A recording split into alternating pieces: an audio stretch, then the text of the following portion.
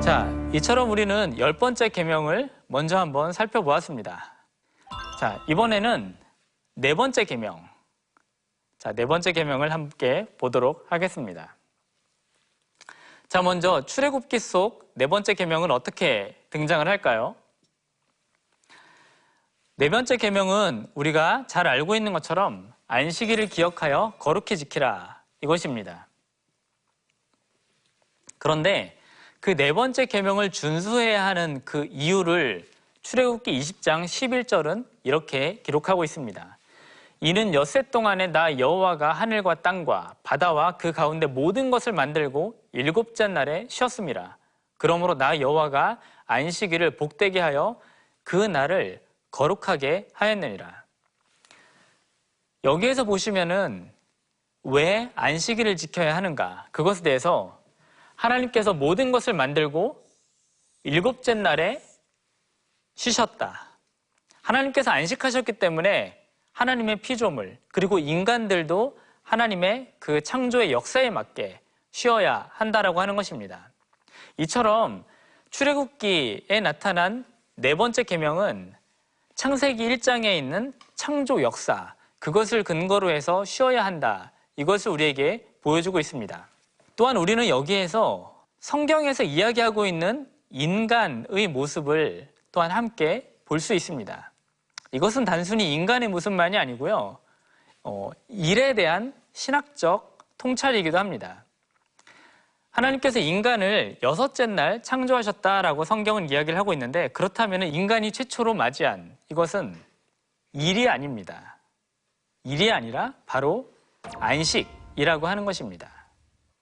그래서 인간은 일한 뒤에 피곤함을 해결하기 위해서 쉬는 것, 그것을 말하는 것이 아니라 오히려 인간은 피조된 다음에 최초로 먼저 안식하고 그 안식한 이후에 힘을 얻어서 일을 했다라고 하는 것입니다.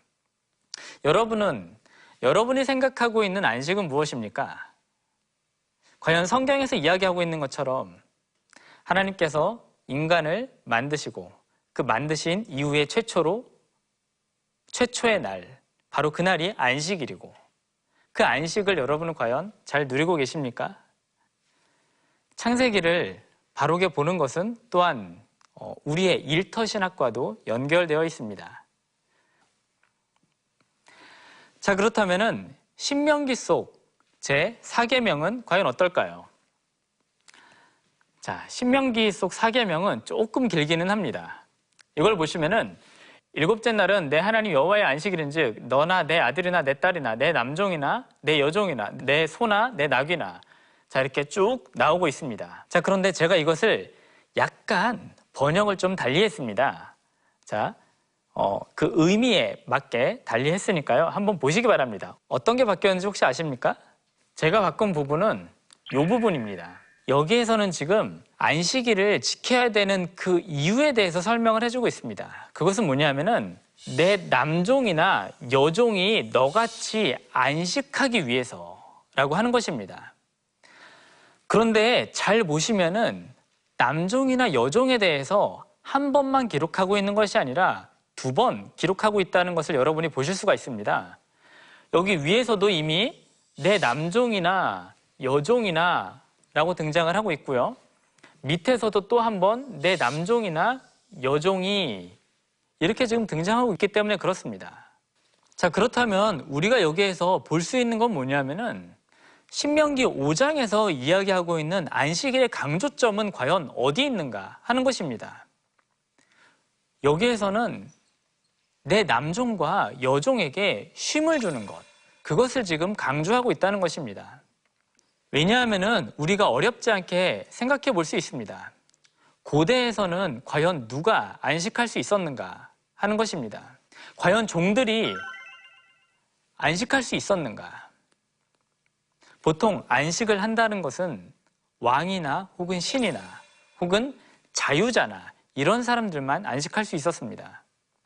종들은 안식할 수 없었습니다. 그런데 신명기에서는 종들에게도 안식을 주라 라고 이야기를 하고 있습니다. 그래서 이 신명기에 나타난 안식일법을 보시면 이스라엘 사람들의 안식을 넘어서 모든 이스라엘 땅에 거주하는 자들이 자유인뿐만이 아니라 비자유인들도 함께 안식에 참여해야 한다. 이것을 우리에게 알려주고 있습니다. 자, 우리는 이것을 여기에서만 볼 수 있는 것이 아니고요. 출애굽기 23장 12절에서도 보시면은 여기에서 마찬가지로 너는 엿새 동안에 내 일을 하고 일곱째 날에는 쉬라 라고 이야기를 하면서 너만 쉬는 것을 이야기를 하는 것이 아니라 소, 나귀, 그리고 여종, 그리고 나그네도 쉴 수 있다라고 하는 것을 우리에게 보여주고 있습니다. 즉 안식은 나만 쉬는 것을 이야기를 하는 것이 아니라 그 공동체 사람들이 함께 안식할 때 그것이 비로소 참된 안식이다라고 하는 것입니다. 나만 쉬고 다른 사람은 일하게 만드는 것, 그것이 과연 성경적 안식일지 우리가 곰곰이 생각해 보아야겠습니다. 자, 그래서 우리가 신명기 5장에 나타난, 그리고 신명기 5장뿐만이 아니라 다른 곳에서도 나타나고 있는 이런 안식에 대해서 함께 보면은 자기만 안식을 하는 것이 아니고요, 사회적 약자를 위한 조치라는 것입니다. 그래서 이 전체적인 구도를 보면은 출애굽기에 나타난 10계명은 첫 번째 계명부터 4계명까지는 하나님과 인간의 관계를 위한 것이라고 하면은 신명기 속에 나타난 10계명은 첫 번째 계명부터 세 번째 계명까지가 하나님과 인간과의 관계를 말하는 것이고요.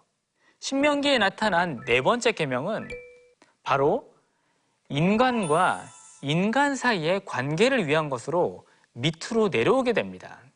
그래서 신명기 책이 누구를 위한 것인가? 이것은 사회적 조치를 위한 것을 대단히 많이 담고 있다. 바로 이러한 사실을 우리가 여기에서 확인해 볼 수 있습니다. 자, 그렇다면 우리는 이러한 10계명을 보면서 하나의 10계명이 아니라 성경 속에 굉장히 다양한 10계명이 등장하는 것을 보면서 우리는 어떤 것을 우리의 삶에 적용해 볼 수 있을까요? 첫 번째는 부부관계에 대한 바른 인식이 필요하다는 것입니다. 출애굽기 20장에서 아내는 마치 남편의 소유처럼 등장을 합니다. 하지만 그와 달리 신명기 5장에서는 아내가 남편의 소유가 아니라 아내도 역시 독립된 인격체로서 등장하고 있다는 것입니다. 이것은 부부관계의 출발점이기도 하고요. 성경에서 가족을 혹은 가정을 어떻게 이해해야 하는가, 그것을 우리가 여기에서 볼 수 있습니다. 두 번째는 건강한 노동을 위해서는 먼저 안식해야 한다는 것입니다. 출애굽기 네 번째 계명이 보여주고 있는 것처럼 여기에 기록된 안식은 창세기 1장과 서로 연결이 되어 있습니다. 하나님께서 인간을 창조하신 다음에 그 인간이 한 것은 일이 아니고요, 하나님께서 쉬실 때 함께 그 쉼에 동참하는 것이었습니다. 그 바른 쉼이 있어야지 그 이후에 바른 일이 혹은 바른 노동이 있다는 것입니다. 그래서 건강한 노동을 위해서 먼저 건강하게 안식해야 한다. 바로 이것을 우리가 볼 수 있습니다.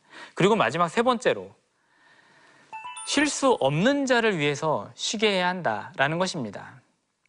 안식은 신명기에 나타난 네 번째 계명은 결코 나 혼자만의 안식, 나 혼자만의 쉼, 이것을 말하고 있지 않습니다.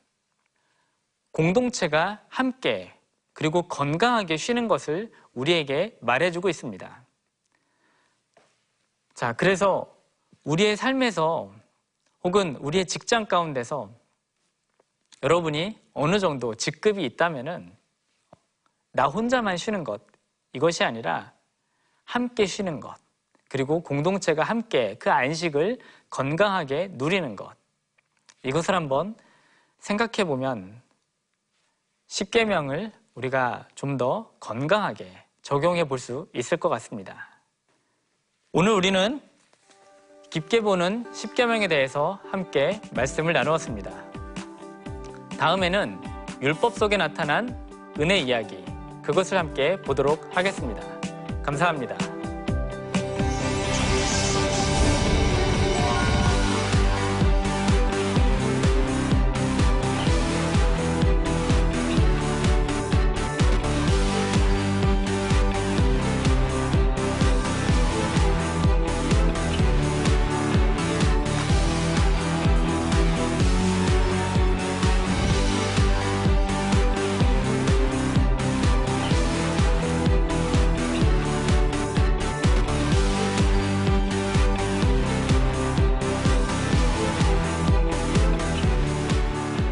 이 프로그램은 시청자 여러분의 소중한 후원으로 제작됩니다.